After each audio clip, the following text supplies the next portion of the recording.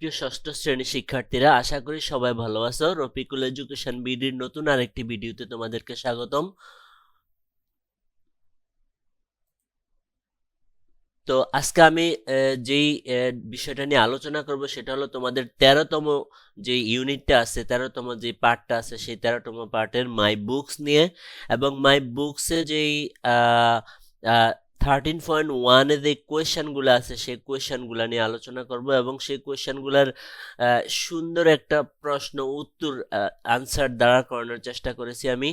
তো আশা করি তোমরা যদি প্রশ্নের উত্তরগুলা ভালোভাবে পড়ো তাহলে তোমরা একটা ভালো মার্কস ক্যারি করতে পারবে।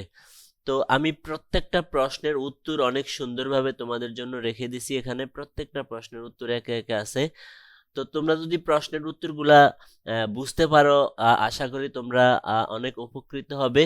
আর তোমরা যদি কোনো প্রশ্নের উত্তর বুঝতে সমস্যা হয় তাহলে অবশ্যই আমাকে কমেন্টস করে জানাবে। কমেন্টস বক্সে আমি তোমাদের কমেন্টসের অপেক্ষায় রইলাম। তো আমরা প্রথমেই যে কোয়েশ্চেনটা আছে, do you read and collect books other than textbook? তুমি পাঠ্য বই ছাড়া অন্য কোনো বই পড়ো কি? ইফ ইয়েস, যদি হ্যাঁ হয়, হোয়াই, কেন পড়ো? তাহলে এই প্রশ্নটার উত্তর আমরা এখানে দেখব। আমি এখানে প্রশ্ন সহ উত্তর রেখেছি।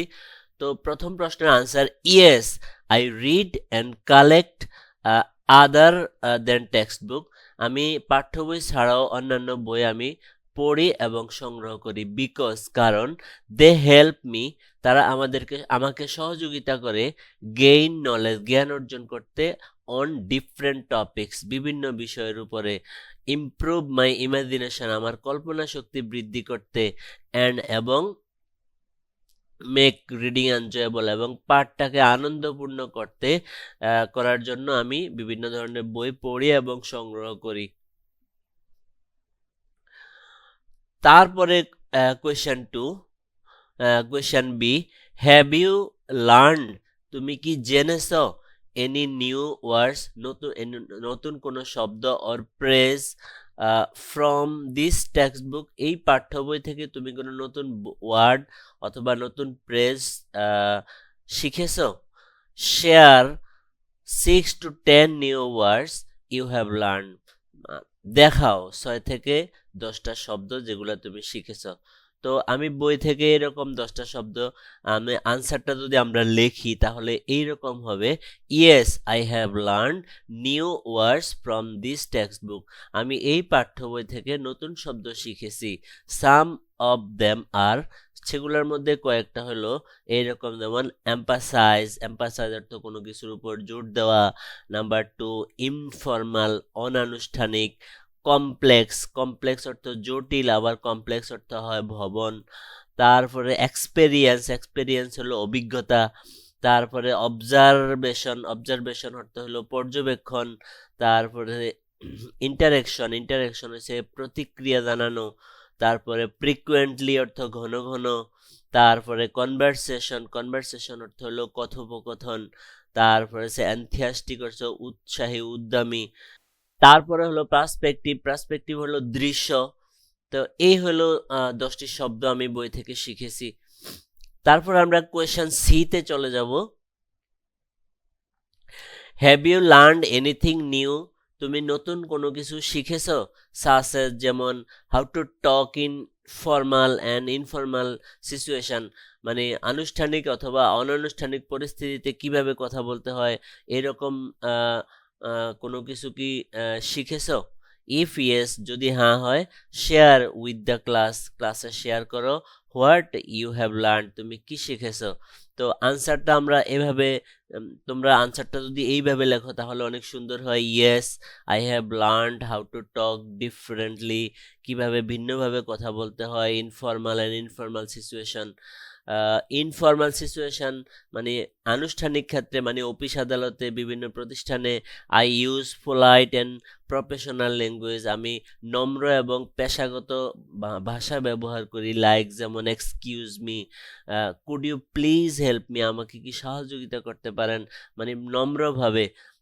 হোয়ার এজ, অথচ ইনফর্মাল সেটিংস মানে অনানুষ্ঠানিক ক্ষেত্রে, যেমন বাসা বাড়িতে, দোকানপাটে, আই ইউজ ক্যাজুয়াল ল্যাঙ্গুয়েজ, আমি মানে প্রচলিত ভাষা ব্যবহার করি, লাইক যেমন হে, ওহে, can you help me out, তুমি কি আমাকে বাইরে যেতে সহযোগিতা করতে পারো।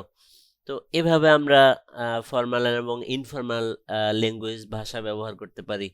তো এবার আমরা দেখব ডি নাম্বার প্রশ্নটা, হ্যাভ ইউ লার্ন, তুমি কি শিখেছো হাউ টু ডেসক্রাইব সামওয়ান, কিভাবে একজনকে বর্ণনা করতে হয় অথবা কোনো কিছুকে বর্ণনা করতে হয় ইউজিং অ্যাডজেক্টিভ ব্যবহার করে।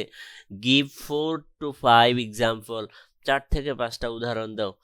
অ্যাডজেক্টিভ দিয়ে বাক্য তৈরি। তাহলে আমরা আনসারটা যদি তোমরা এইভাবে লেখো, yes I have learned how to describe someone or something using adjective. Adjective ব্যবহার করে কোনো কিছুকে অথবা কোনো একজনকে বর্ণনা করতে আমি শিখেছি। হিয়ার আর সাম এক্সাম্পলস, এখানে হলো কিছু উদাহরণ। যেমন আমি 5টা সেন্টেন্স লিখেছি অ্যাডজেক্টিভ ব্যবহার করে। শি ইজ ভেরি ইন্টেলিজেন্ট, এখানে ইন্টেলিজেন্ট হলো adjective. The book is interesting, বইটা অনেক চমৎকার, এখানে ইন্টারেস্টিং হলো adjective. He is a kind person, এখানে কাইন্ড হলো অ্যাডজেক্টিভ, তিনি একজন দয়ালু ব্যক্তি। The weather is beautiful today, আজকের আবহাওয়া সুন্দর। বিউটিফুল এখানে অ্যাডজেক্টিভ।